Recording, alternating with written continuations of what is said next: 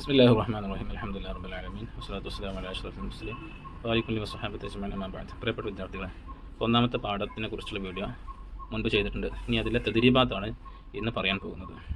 ചോദ്യോത്തരങ്ങൾ നോക്കാതെയും ഒന്നാമത്തെ അജിബ് ഉത്തരം എഴുതുക. ഒന്നാമത്തെ ചോദ്യം എന്താ? മൗദിഉ സ്വലാത്തി മിനദ്ദീനി മാ ഹുവ?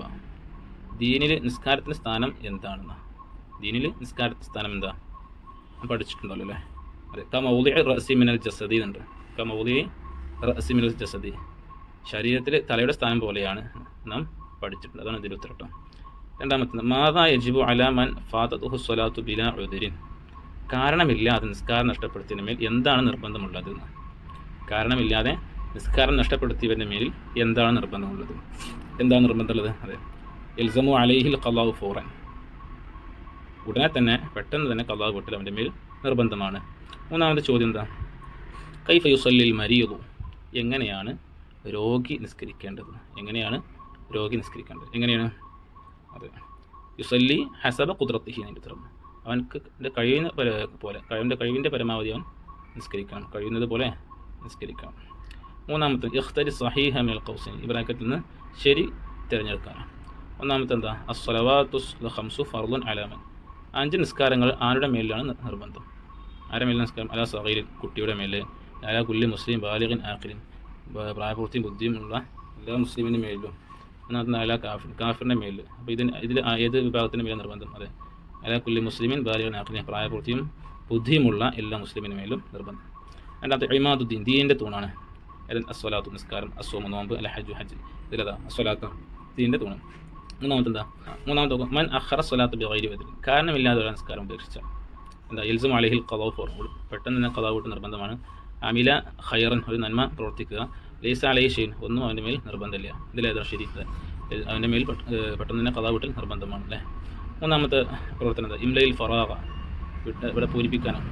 ഒന്നാമത്തെ അവ്വലുമാ യുഹാസബു ബിഹിൽ അബ്ദു യൗമൽ ഖിയാമ, ഖിയാമത്ത് നാളിൽ ഒരടിമയോട് ആദ്യം ചോദ്യം ചെയ്യപ്പെടുന്നത് എന്താ? അതെ, അസ്വലാത്തു നിസ്കാരമാണ്. ഇനി രണ്ടാമത്തെ, അസ്വലാത്തു നിസ്കാരം ലാ തസ്ഖുത്തു, ഒഴിഞ്ഞു പോകൂല. അതെന്താ? മാദാമൽ അഖ്ലു സാബിത്തൻ, അവൻ്റെ ബുദ്ധി നിലനിൽക്കുന്ന കാലത്തോളം.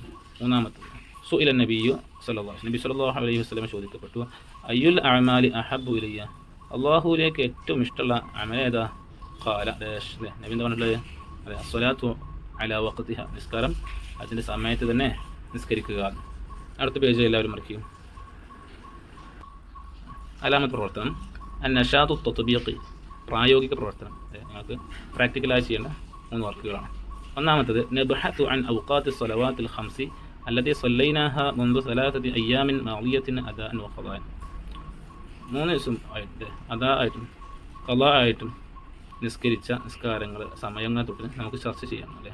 നിങ്ങൾ കഴിഞ്ഞ 3 ദിവസങ്ങളിലായി നിസ്കരിച്ച നിസ്കാരങ്ങൾ, അതാകട്ടെ ഖദാ ആകട്ടെ, അതേ സമയത്തെ തൊട്ട് ചർച്ച ചെയ്യാം. രണ്ടാമത്തെ പ്രവർത്തനം തന്നെ ഹഫ്ളു ആയ, ഈ ആയത്ത് കാണാതെ പഠിക്കുക. ഇന്ന സ്വലാത്ത് കാനത്ത് അൽ മുഅ്മിനീന കിതാബൻ മൗഖൂത, നിശ്ചയം നിസ്കാരം മുഅ്മിനീങ്ങളുടെ മേൽ നിർബന്ധമാക്കപ്പെട്ട ഒരു നിർബന്ധിത ബാധ്യതയാണ്. ഈ മൂന്നാമത്തെ, നക്ഷിഫു ഖംസ ആയാത്ത് മിനൽ ഖുർആൻ യത്ലഖു ബിൽ ഖുർആൻ, ബി സ്വലാത്ത് നിസ്കാരവുമായി ബന്ധപ്പെട്ട ഖുർആൻ എന്നുള്ള 5 ആയത്തുകൾ എഴുതാനാണ്. അഖീമു സ്വലാത്ത വആതു സക്കാ, സൂറത്തുൽ ബഖറയിലെ 43-ാമത്തെ ആയത്ത്. നിങ്ങൾ നിസ്കാരം നിലനിർത്തുകയും സക്കാത്ത് നൽകുകയും ചെയ്യുക. മറ്റൊരായത്ത് എന്താ? ഹാഫിളു അല സ്വലവാത്തി വസ്വലാത്തിൽ ഉസ്ത, നിങ്ങൾ നിസ്കാരത്തിൽ നിഷ്ഠ പുലർത്തുക, പ്രത്യേകിച്ചും അസ്വ നിസ്കാരത്തിൽ. സൂറത്തുൽ ബഖറയിലെ 238-ാമത്തെ ആയത്ത്. മൂന്നാമത്തെ ആയത്ത് എന്താ? അഖീമു സ്വലാത്ത അഖീമി സ്വലാ ഇന്ന സ്വലാത്ത തൻഹാ അനിൽ ഫഹ്ശാഇ വൽ മുൻകർ, നിസ്കാരം നിഷ്ഠയോടെ നിർവഹിക്കുക, തീർച്ചയായും നിസ്കാരം നീചവൃത്തികളിൽ നിന്നും മ്ലേച്ഛമായ കാര്യങ്ങളിൽ നിന്നും തടയുന്നു. സൂറത്തുൽ അന്നബയിലെ സൂറത്തു അൻകബൂത്തിലെ 45-ാമത്തെ ആയത്ത്. ഇനി സൂറത്തുൽ ബഖറയിലെ തന്നെ 153-ാമത്തെ ആയത്തുണ്ട്. യാ അയ്യുഹല്ലദീന ആമനു ഇസ്തഈനു ബിസ്സബ്രി വസ്സലാ, സത്യവിശ്വാസികളെ ക്ഷമയിലൂടെയും നിസ്കാരത്തിലൂടെയും നിങ്ങൾ സഹായം തേടുക.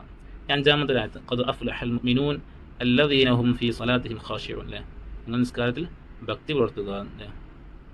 ഓക്കെ, അപ്പോൾ ഈ കാര്യങ്ങളൊക്കെ എന്ത് ചെയ്യാം, ശ്രദ്ധിക്കുക. ഇൻഷാ അല്ലാഹ് അടുത്ത പാഠം മറ്റൊരു വീഡിയോയിൽ എടുക്കാം. അസ്സലാമു അലൈക്കും വറഹ്മത്തുള്ളാഹി.